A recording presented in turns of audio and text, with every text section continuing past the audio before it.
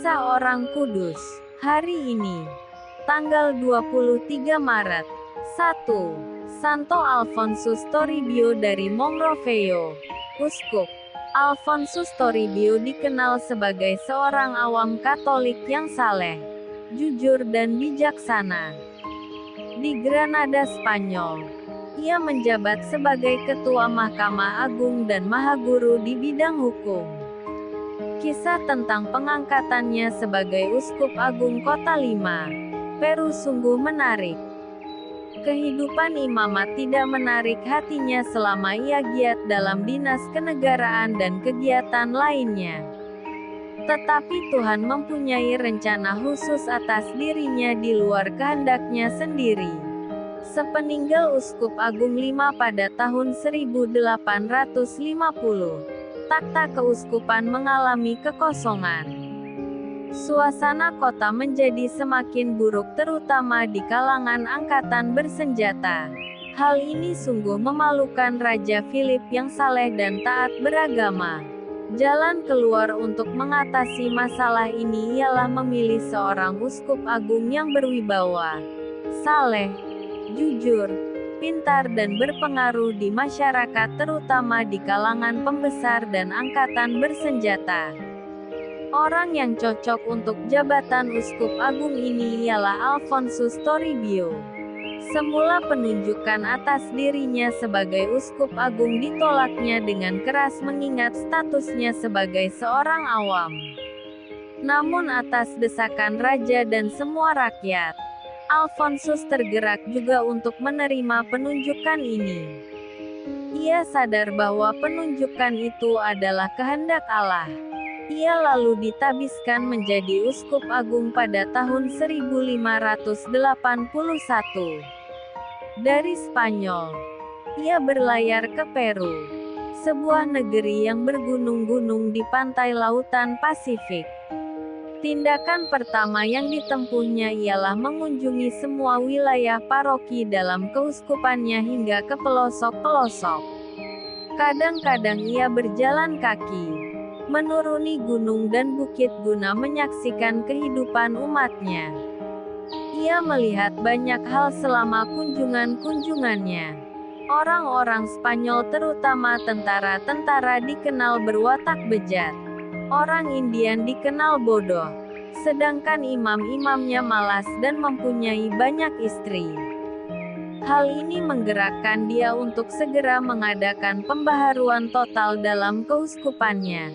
Terhadap orang-orang Spanyol yang bejat moralnya, ia tidak segan-segan menjatuhkan hukuman yang setimpal. Untuk orang-orang Indian yang bodoh, ia berusaha mendirikan sekolah-sekolah.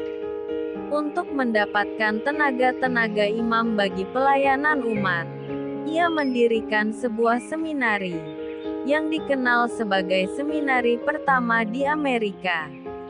Para imam dibinanya agar kembali sadar akan keluhuran panggilannya dan tugasnya sebagai pelayan umat. Toribio dengan tekun mempelajari bahasa daerah dan adat istiadat setempat. Orang-orang Indian yang masih terbelakang mendapat perhatian yang khusus. Ia membela mereka dari segala tindak jahat orang Spanyol. Usahanya untuk memperbaharui kehidupan imam umat sangat berhasil. Ia dibantu oleh rekannya Santo Franciscus Solanus. Selama 25 tahun memimpin gereja Peru sebagai uskup agung, Toribio berhasil menghantar kembali orang-orang Spanyol kepada tata cara hidup Kristiani. Demikian juga orang-orang Indian. Ia meninggal tahun 1606. 2. Santa Sibilina Viscosi OP. Pengaku iman. Sibilina hidup antara tahun 1287 sampai tahun 1367. Ia sudah menjadi anak yatim piatu sejak kecil. Untuk menyambung hidupnya ia kemudian bekerja sebagai pembantu rumah tangga. Pada usia 12 tahun ia menjadi buta. Sibilina kemudian diterima dalam sebuah biara dan menjadi seklus pertapa di ruangan kecil yang dikunci selamanya, di samping gereja. Banyak orang yang minta doa dan nasihatnya. 3. Santo Dismas, pengaku iman. Konon, Dismas adalah penyamun yang disalibkan di sebelah kanan Yesus dan bertobat sebagaimana dikatakan Lukas. Seorang dari penjahat yang digantung itu menghujat dia. Katanya, "Bukankah engkau adalah Kristus? Selamatkan dirimu dan kami." Tetapi yang seorang menegur dia. Katanya, "Tidakkah engkau takut juga tidak kepada Allah? Sedang engkau menerima hukuman yang sama.